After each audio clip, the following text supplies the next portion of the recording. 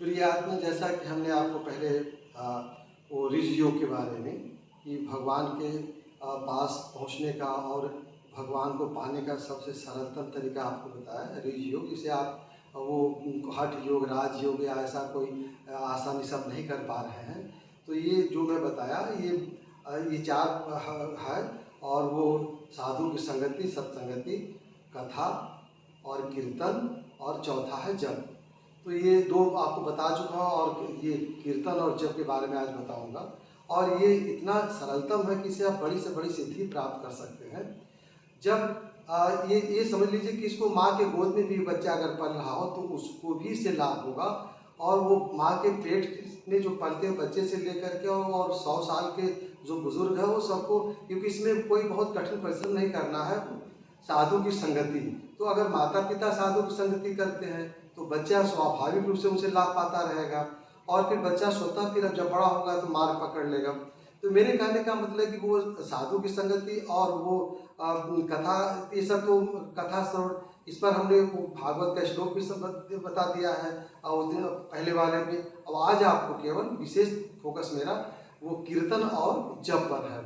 तो कीर्तन का मतलब कि अगर जैसे आपको कोई गीत गाना हो तो जोर जोर से आप भगवत भजन, कोई वो कीर्तन, जैसे हरे राम हरे कृष्णा या सीताराम जय सीताराम, जो भी आप या जो भी भजन कीर्तन गाना करते हैं वो आपको ये माने वो आप परम सिद्धि प्राप्त करा देगा। क्योंकि मैंने कहा कि चारों अलग अलग भी हैं और चारों मिलकर के एक रिज योग, प्रेम योग, सरल योग, वृद्ध योग, और जो भी इसको नाम दे, भक्ति योग और प्रेम योग। तो ये लेकिन चारों में कोई एक अगर आप पकड़ेंगे तो आप सिद्धि प्राप्त हो जाएगी और परमात्मा से साक्षात्कार आपका हो जाएगा और मुक्ति आपकी हो जाएगी, या जीवन में जो कुछ चाहे वो प्राप्त होगा। तो ये कीर्तन के बारे में बताया था कि अगर खूब जोर जोर से गाइए, और जितना भी जोर से आपको गाना हो, एकांत में, सबके साथ में, समूह में, और जहाँ कीर्तन हो रहा है कीर्तन मंडली बैठ के आप कीर्तन गाइए, नहीं कोई तो अपने आप अकेले ही आप गाइए।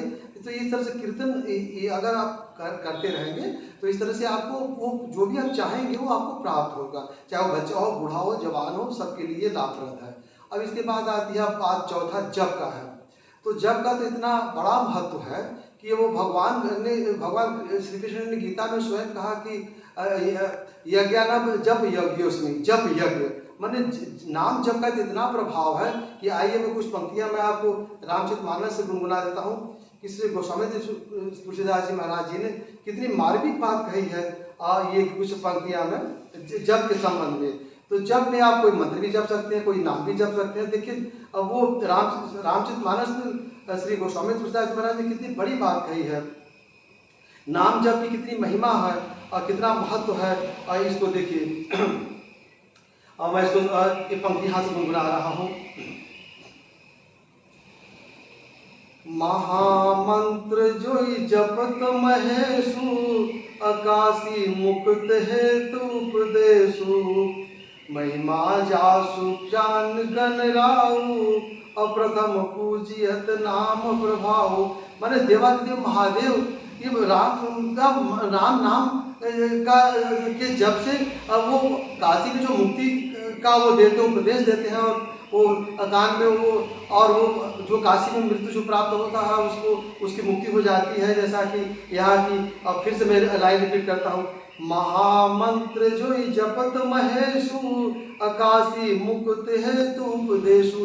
तो ये नाम स्मरण का कितना वो महत्व है, नाम जप का कितना महत्व, कि आप जो भी कुछ चाहेंगे वो प्राप्त कर लेंगे। इससे बड़ी बात क्या होगी, आदि कवि वो वाल्मीकि के बारे में कहा गया, जान आदि कवि नाम प्रतापु, अभय शुद्ध करी उल्टा जापू।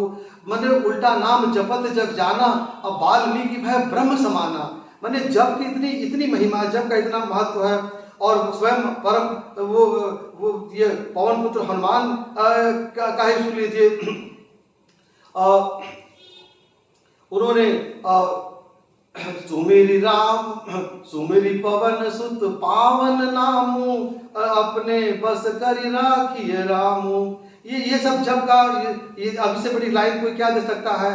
और राम नाम मन दीप धरु, जी हते हरि द्वार, तुलसी भीतर बाहर जो चाहसी उजियार। ये नाम जप का, कोई भी नाम मंत्र जपे या कोई नाम जपे, और नाम जी है जपि जागहि जोगी, अबिरत बिरंच प्रपंच वियोगी।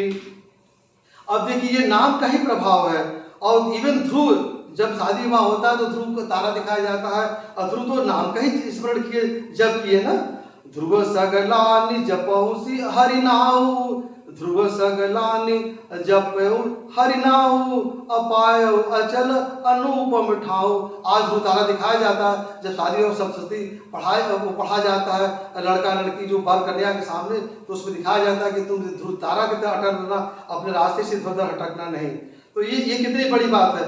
नाम जपत प्रभु किन्न प्रसादु, भगत शिरोमणि भे प्रहलादु, सुमिर पवन सुत पावन नामू, अपने बस कर राखे रामू। तो अब ये सब नाम, ये यहाँ जब का मैं इसमें जो वर्णन बाबा गोस्वामी तुलसीदास जी ने कहा है, तो ये कहने का मतलब यहाँ पर यही है कि अगर हम अगर बहुत से वो विस्तार में जाने की आवश्यकता नहीं है, नाम जप की इतनी महिमा है, तो मैं फिर से आपको बताऊं, साधु की संगति, कथा श्रवण, और तीसरा कीर्तन, और चौथा जब, ये चारों मिलकर के ऋषियोग बनते हैं। और चारों स्वतंत्र अलग चारों में किसी एक को पकड़ लेने से जीवन का वो आप अपने परमात्मा का साक्षात कर सकते हैं। क्योंकि श्री रामदास योगी सम्राट श्री गुरुदेव श्री योगी सम्राट श्री देवराव बाबा ने स्वयं कहा कि एक लकड़ी है राम नाम, एक लकड़ी है हृदय रूपी लकड़ी पर जब राम नाम रूपी लकड़ी का बारंबार रगड़ पड़ेगा तो राम से साक्षात्कार हो जाएगा, इसमें कोई संदेह नहीं है। तो ये बात तो यही तो कहने का यहाँ मतलब संक्षेप में मैं यही कहना चाहता हूँ, विस्तार में नहीं जा करके ही कहना चाहता हूँ। और उसी में देवादिदेव महादेव ने कहा जपा सिद्धि जपा सिद्धि जपा सिद्धि वरानने जप। तो चाहे वो दुनिया में वो बड़े से बड़े लोग, चाहे भक्ति काल के रहे हो, चाहे जिस काल के, चाहे वैदिक काल के रहे हो, चाहे उपनिषद काल के रहे हो, ये नाम भगवान का स्मरण सिमरण नाम जप बहुत महत्वपूर्ण है। और बस अब कथा को ज़्यादा अपनी बातों को विस्तार नहीं करके यही कहना चाहता हूँ मैं कि चाहे बच्चा हो, चाहे युवा हो या बुजुर्ग हो, सब लोग इन चारों में किसी एक को अपना लेगा। क्योंकि वो कर्दम ऋषि साधारण नहीं रहे, और वो देवहूति साधारण नहीं थी, वो मनसोतरूपा थी, वो की कन्या थी, और स्वयं साक्षात भगवान कपिल अब वो उनके घर में जन्म लिए, उनके गर्भ से जन्म लिए। वो ऋषि कर्दम ऋषि और देवहूति का इतना तपस्या था कि सांख्य के प्रेरणा वो श्री कपिल महाराज वो स्वयं उनके पास जन्म लिए, और उन्होंने सांख्य दर्शन और अष्टांग योग और पुरुष प्रकृति का संबंध और ये रुजु योग तमाम बहुत कुछ बातों को बताया।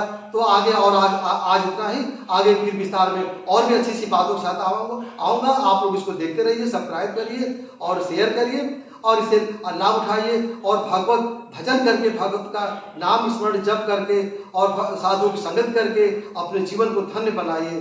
धन्यवाद।